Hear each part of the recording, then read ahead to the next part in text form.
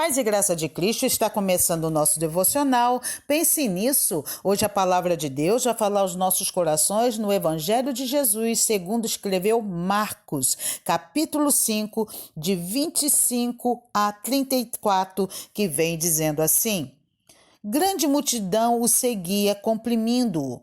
Aconteceu que certa mulher que havia 12 anos vinha sofrendo de uma hemorragia e muito padecera à mão de vários médicos, tendo despedido tudo quanto possuía, sem, contudo, nada aproveitar. Antes, pelo contrário, indo a pior. Tendo ouvido a fama de Jesus, vindo por trás dele, por entre a multidão, tocou-lhe as vestes, porque dizia: se eu apenas lhe tocar as vestes, ficarei curada. E logo se lhe estancou a hemorragia e sentiu no corpo estar curada do seu flagelo. Jesus, conhecendo imediatamente que dele saíra poder, virando-se no meio da multidão, perguntou: Quem me tocou nas vestes? Responderam-lhe seus discípulos: Vês que a multidão te aperta e dizes: Quem me tocou? Ele, porém, olhava ao redor para ver quem fizera isto. Então a mulher, atemorizada e tremendo, concisa do que nela se operava, veio, prostrou-se diante dele e declarou-lhe toda a verdade. E ele disse: Filha, a tua fé te salvou, vai-te em paz e fica livre do teu mal. Glórias a Deus e aleluias pela palavra do Senhor aos nossos corações nesta manhã. E a grande pergunta aos nossos corações é: quem opera o milagre em minha vida? Quem vai operar verdadeiramente o milagre na minha vida? Qual é o instrumento que Deus usa para operar o milagre em minha vida ou na nossa vida? E, na verdade, esses versículos da Bíblia hoje vai nos esclarecer muito, porque, na verdade, nós vivemos num mundo, ou vamos dizer assim, numa região, o Brasil, ele é muito místico, né? Nós vemos aqui que, na verdade, quando o Portugal, ele entra aqui no Brasil, já havia os índios, né? Que havia o quê? Uma pagelância. Na verdade, os índios, ele tem muito essa questão com a natureza. Então, na verdade, é o Deus Sol, o Deus Chuva, a natureza, aquilo que pode eles estar usando como instrumento para quê? Para que as pessoas venham tirar os espíritos maus e receber os espíritos bons. E quando chega Portugal, né, aqui no Brasil, o que eles trazem? Eles trazem a religião, o quê? Católica, né? O cristianismo. E, na verdade, há esse confronto de religião, daquilo que os índios acreditavam e aquilo que era imposto para eles acreditar. Porque, na verdade, nós não podemos impor a ninguém uma religião, e muito menos aquilo que nós acreditamos, porque quem convence o homem do pecado, da justiça e do juízo é o Espírito Santo de Deus. E quando os portugueses chegam, eles impõem uma religião, eles obrigam as pessoas a seguir a Cristo, entre aspas, mas na verdade era uma religião imposta. E nossos irmãos africanos também vêm agora para dentro do Brasil como escravos, trazendo também uma cultura religiosa, uma cultura mística e, na verdade, a totalmente agora, né, vamos dizer assim, uma mistura daquilo que era do índio, daquilo que era dos africanos e também a questão da religiosidade católica cristã. E nós vemos hoje em dia muitas essas coisas, né? Que na verdade eles colocam o Exu como o Deus, né? Quando isso também foi imposto para os africanos, eles adoravam, na verdade, as suas entidades, os seus deuses e revestiam totalmente com figuras católicas. Por quê? Porque eles eram obrigados a adorar, né, os ídolos, vamos dizer assim, católicos. Por isso que São Jorge, né, São Jorge Guerreiro, ele tanto tem uma figura dentro do catolicismo como dentro também da Umbanda, né? Então, na verdade, eles ficou um sincretismo religioso onde se uniu várias figuras da religião africana com a religião católica. Por quê? Porque isso tudo, na verdade, foi uma forma que os nossos irmãos africanos acharam de quê? De adorar os seus deuses, mas enquanto isso eles faziam de conta que estavam adorando os deuses católicos, né? Então tudo isso é muito místico e na verdade a gente vê, né, que tem as crenças, as mandingas, as simpatias. Então todo o nosso povo, ele é muito místico. Nós vamos falar aqui do Brasil, enquanto que a humanidade, ela tem essa necessidade de pegar o que é concreto, daquilo que se vê. E a palavra de Deus vai falar lá em Hebreus, né? Em Hebreus 11:1, que a fé é o firme fundamento das coisas que não se veem, né? Vamos lá? Ora, a fé é a certeza das coisas que se esperam e a convicção de fatos que não se veem, né? Então é uma coisa que espera, aquilo que eu não vejo. Então eu vou exercitar a minha fé em Deus e não naquilo que eu pego, naquilo que eu tomo, naquilo que eu toco, naquilo que eu como, né? E na verdade, Jesus, ele nos chama para ter esta fé, uma fé em Deus, uma fé no sobrenatural, uma fé que não é coisas palpáveis. E é isso que nós vamos ver aqui na palavra de Deus, quando Jesus, ele entra nesta cidade e, na verdade, ele está ali para fazer sinais e maravilhas para socorrer quem? As pessoas, não é verdade? Ele estava ali para restaurar as vidas das pessoas, aleluia! Deus, ele queria restaurar não só a nossa alma, nos livrar da maldição do pecado, nos trazendo vida, salvação eterna, perdoando os nossos pecados, mas também ele queria trazer, aleluia, cura para a nossa alma e para o nosso corpo, porque Jesus entende que nós precisamos ser atendidos na alma, no espírito e no corpo, aleluia. Então ele chega nesta cidade e, na verdade, esta mulher, como diz aqui a palavra, ela ouviu a fama de Jesus. Ela estava sofrendo muito tempo, 12 anos com o quê? Com uma hemorragia. Então, o sangue representa a vida. Esta mulher, há 12 anos, ela estava o quê? Perdendo vida.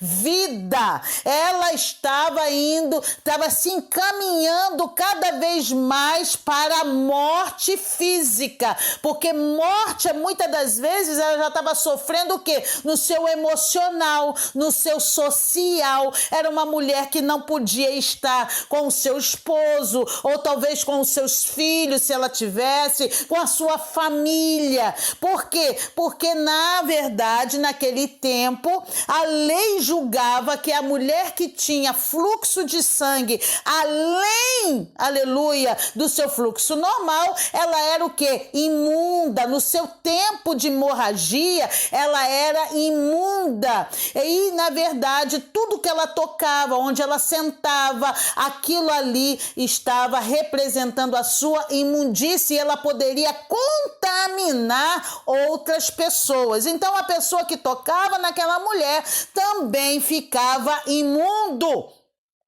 E isso é cultural, irmãos, isso é que estava na lei. E, na verdade, essa mulher já estava sofrendo toda essa afronta, né? O quê? Social, familiar. Era uma mulher que não podia estar no templo, era uma mulher que não podia nem cultuar a Deus no templo. E ela estava separada, ela estava à margem da sociedade, ela estava o quê? Desprezada, rejeitada. É isso que estava vivendo essa mulher. Quantas das vezes nós nos sentimos assim? Não é verdade? Na verdade, quantas das vezes nós estamos dentro da nossa casa e estamos sendo rejeitados pelos nossos familiares, incompreendidos pelos nossos familiares. Muitas das vezes nós somos humilhados até mesmo pelos nossos familiares. Por conta de quê? Por pensamentos diferentes, por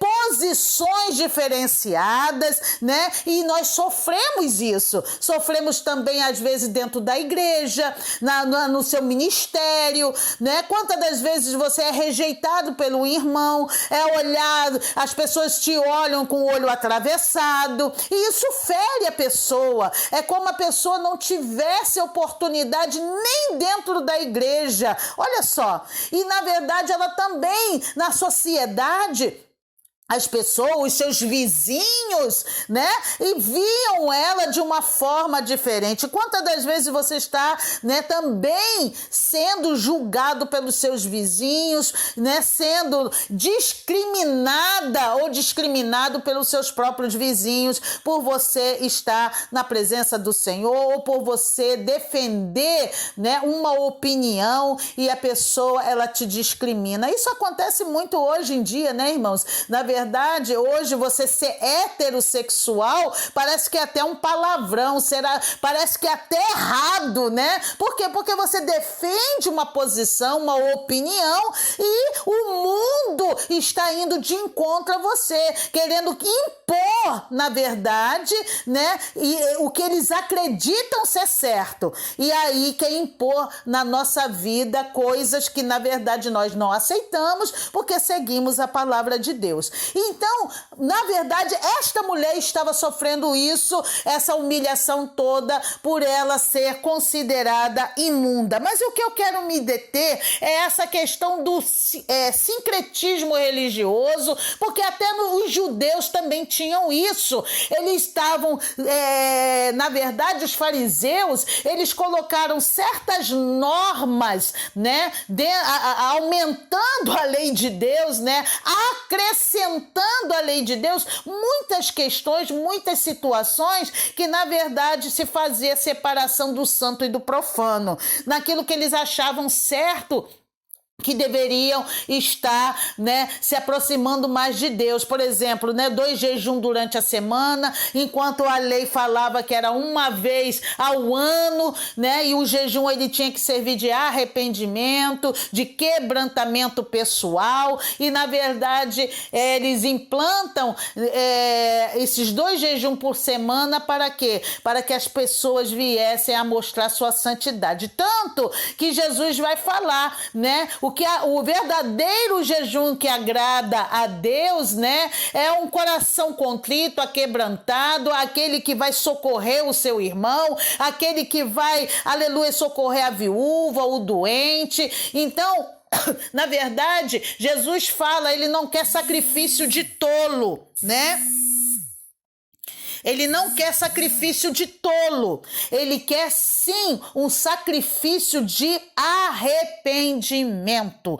E na verdade, muitos judeus estavam fazendo isso, batendo no peito, dizendo, né, que ele estava fazendo o jejum, ele era santo, e muitas das vezes falava assim: eu não sou como esse publicano, né, que é pecador. E na verdade, Jesus, ele sonda o coração, ele sonda a mente, e às vezes nós queremos aparentar uma santidade, mas a nossa vida está totalmente errada com Deus. E Deus ninguém engana, não é verdade, irmãos? Então, na verdade, esta mulher, ela vai atrás de Jesus porque sabia que Jesus tinha poder, autoridade, que Jesus estava fazendo sinais e maravilhas, e ela viu que estava a última chance dela, porque ela já tinha procurado quem podia ser procurado. Os médicos, ela procurou os médicos, e os médicos não puderam ajudar esta mulher. E ela faz assim: olha, pela fama que eu estou ouvindo, esse deve realmente ser o Filho de Deus, e eu vou atrás dele, mesmo com o perigo de ser o quê? Escorraçada, apedrejada, e até mesmo, aleluias, sofrendo, né, a humilhação de ser anunciada que estava passando ali uma imunda, uma maldita. E na verdade essa mulher, ela vai até ao encontro de Jesus, e nós temos que romper todas as barreiras, irmãos, aleluias, as barreiras sociais, religiosas, para ter um encontro com Jesus, aleluia, porque muitas pessoas ainda estão confiando em homens, mas Jesus te chama para confiar nele, aleluias. Então, na verdade, muitas pessoas dizem que a última chance delas, a última oportunidade está em Jesus, e no fato que tinha que ser que nós temos que colocar a nossa vida em primeiro lugar na presença de Deus, e depois a gente buscar recurso humano, né? Mas essa mulher fez ao contrário, até mesmo porque ela não conhecia Jesus. Então, quando ela conhece, ouve, ela vai atrás, e diz a palavra que ela toca nas vestes. Ela tocou nas vestes de Jesus, e o Senhor viu, né? Percebeu que dele saiu poder, dele saiu virtude, aleluia. Por quê? Na verdade, às vezes você ouvindo isso, pensando nisso, e que como no nosso meio evangélico está também muito místico, né? Que as pessoas pensam que a sua cura está numa rosa, numa água, num sal, ou num lenço que um irmão vai e passa no seu suor e você leva para sua casa, ou até mesmo esse lencinho, essa toalha, seja o que for. Jesus, ele vai falar aqui: olha, você tocou nas minhas vestes, mas quem te curou, aleluia, foi o poder da sua fé em mim, que sou Jesus de Nazaré. Então, irmãos, em nome de Jesus, eu falei tudo isso para que você venha compreender que a sua fé em Jesus é que faz a diferença. Não é o toque na veste, não é na água, não é no sal, não é na rosa, não é em qualquer coisa que seja. Não é você apresentando a foto, não é nada disso. Jesus vai dizer para esta mulher: a tua fé te salvou. A tua fé, aleluia, fez com que você recebesse a bênção. Quando você saiu do seu lugar, já colocando no seu coração que Jesus é que pode salvar, libertar e curar, a sua fé em Jesus opera o milagre. Então, não seja místico, não seja, irmãos, em nome de Jesus, um religioso. Seja verdadeiramente um cristão, porque quem te salva, quem te liberta, quem te cura é Jesus Cristo de Nazaré. E ele não precisa de artifícios materiais para operar o milagre em sua vida. Pense nisso. Pense em Deus e um dia maravilhoso na presença do Senhor. Em nome de Jesus. Amém.